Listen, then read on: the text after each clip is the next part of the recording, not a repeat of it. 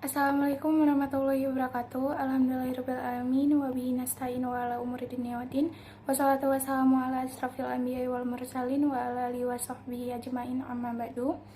Izin memperkenalkan diri, saya Nana Diana dengan NPM 2011010359, Prodi Pendidikan Agama Islam, kelas H semester 4. Di sini saya akan menjelaskan dan menerangkan materi mengenai teknologi pembelajaran dengan teknologi jaringan komputer untuk memenuhi kebutuhan UAS Teknologi Informasi Pembelajaran dengan dosen pengampu Miss Era Octaviona MPD.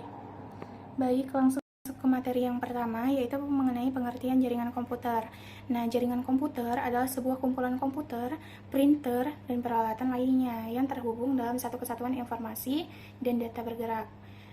Biasanya dilakukan menggunakan kabel-kabel atau tanpa kabel, sehingga memungkinkan pengguna jaringan komputer dapat saling bertukar dokumen dan data, serta mencetak pada printer yang sama dan bersama-sama menggunakan hardware perangkat keras maupun software perangkat lunak yang terhubung dengan jaringan. Nah, bisa dikatakan semuanya itu sudah dilakukan secara otomatis oleh sistem tanpa sepengetahuan pemakai.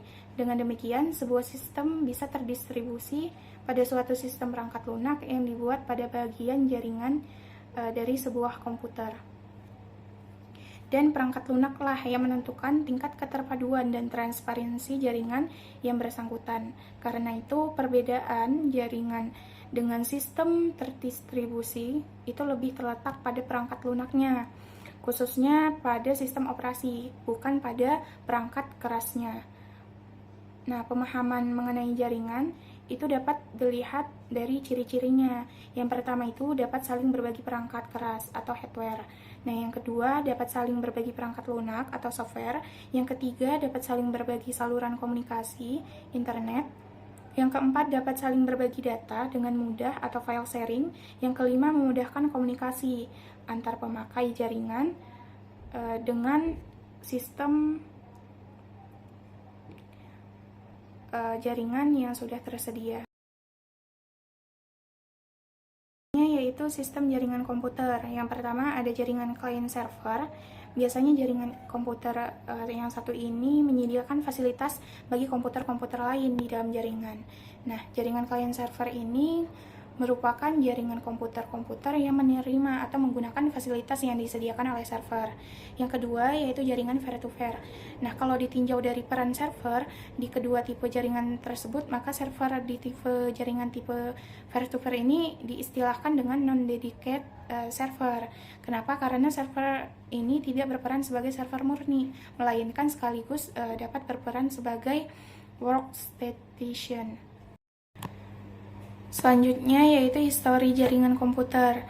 Nah, jaringan komputer dimulai pada 1969 ketika Departemen Pertahanan Amerika US Defense Advanced Research Project Agency atau DARPA memutuskan untuk mengadakan riset tentang bagaimana sih caranya menghubungkan sejumlah komputer sehingga membentuk sebuah jaringan organik.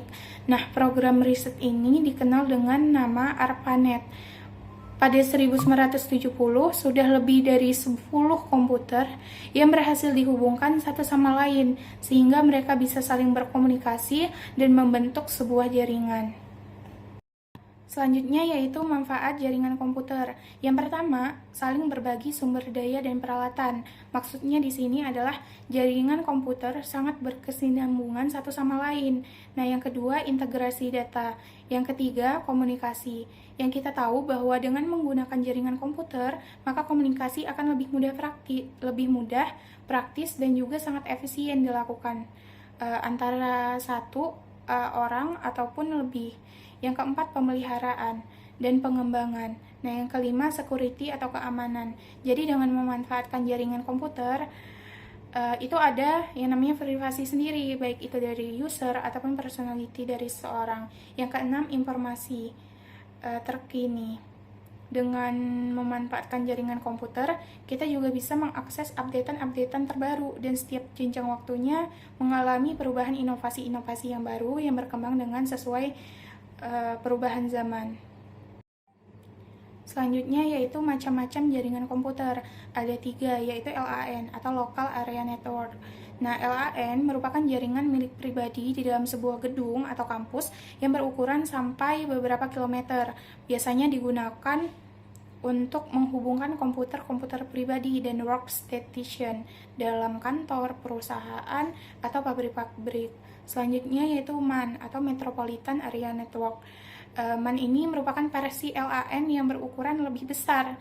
Biasanya itu memakai teknologi yang sama dengan LAN dan biasanya juga mampu menunjang data dan suara dan bahkan dapat berhubungan dengan jaringan televisi kabel. Selanjutnya yaitu WAN atau Wide Network Area Network yang mencakup daerah geografis yang luas.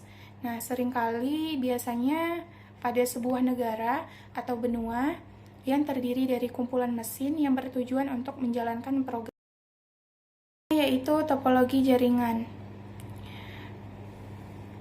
Yang pertama ada topologi bus. Topologi bus ini berupa ujung jaringan yang harus diakhiri dengan sebuah terminator. Nah, biasanya bara konektor dapat digunakan untuk memperluasnya. Jaringan ini hanya terdiri dari satu saluran kabel yang menggunakan kabel BNC. Selanjutnya yaitu topologi bintang. Nah, topologi bintang ini merupakan topologi jaringan yang berupa konvergensi dari node tengah ke setiap node atau pengguna. Nah, topologi jaringan bintang termasuk topologi jaringan dengan biaya menengah. Selanjutnya yaitu topologi cincin.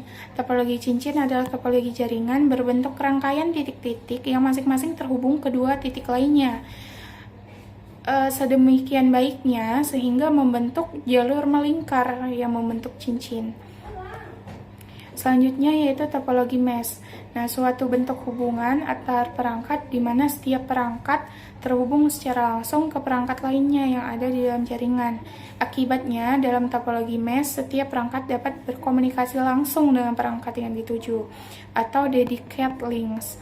Yang selanjutnya yaitu topologi pohon. Topologi pohon ini juga disebut dengan topologi jaringan bertingkat.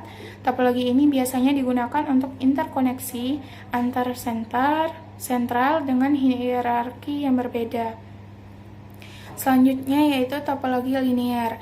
Nah, jaringan komputer dengan topologi linear biasa disebut dengan topologi linear bus. Karena layout ini termasuk layout umum. Satu kabel utama menghubungkan tiap titik koneksi komputer yang dihubungkan dengan konektor yang disebut dengan T-konektor, dan pada ujungnya harus diakhiri dengan sebuah terminator. Selanjutnya yaitu database. Istilah database dalam konteks Indonesia sering disebut dengan basis data. Nah, basis data merupakan kumpulan informasi yang disimpan di dalam komputer secara sistematik sehingga dapat diperiksa menggunakan suatu program komputer untuk memperoleh informasi dari basis data tersebut. Alasan perlunya digunakan database, salah satu komponen penting dalam sistem informasi. Kenapa? Karena merupakan dasar dalam menyediakan informasi. Basis data juga menentukan kualitas informasi yang akurat, tepat pada waktunya, dan relevan. Dengan mengaplikasikan basis data, hubungan data dapat ditingkatkan. Nah, basis data dapat mengurangi pemborosan tempat simpanan luar. Selanjutnya yaitu bahasa basis data. Bahasa basis data terdiri atas Data Definition Language atau DDL. Biasanya merujuk pada kumpulan perintah yang dapat digunakan untuk mendefinisikan objek-objek dari basis data.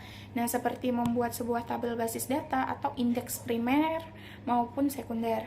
Selanjutnya yaitu objektivitas dari basis data. Secara lebih lengkap, pemanfaatan basis data dilakukan untuk memenuhi sejumlah tujuan atau objektif, seperti yang pertama itu kecepatan dan kemudahan, yang kedua efisiensi ruang penyimpanan, yang ketiga keakuratan, yang keempat ketersediaan, yang kelima kelengkapan, keenam keamanan, dan terakhir kebersamaan pemakaian.